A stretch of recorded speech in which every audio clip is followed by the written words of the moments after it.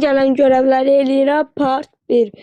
İlk yetişim yazmadığına göre özüm tapdım. Bulman ultusuz bir almaq. Düzgün aksesuarlarımızı seçip oynamaya başlayalım.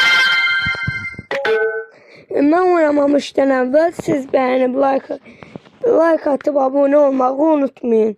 Oyunumuza keçək. Ve oyunumuza başladığıq göre burada heç kim olmayacaq yükləri. Var tez bir yük alıb. Muhalif olmadan burada duracaq. Eğer getirəm. Heç kim var kim? Kimsə var. Abone getdi. Bonet. Bonma vurmadı. Nəcəb? Duraq.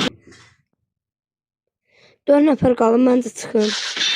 3-cü yerdə olanda kazanıram. Kazanıram.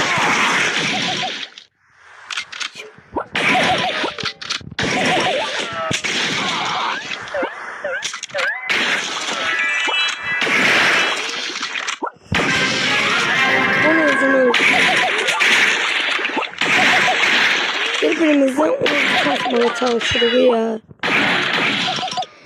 Ben de udacağım bu oyunu. Çünkü aksesuarım var. Ayda ulti gelmedi. Neyse sağ olun.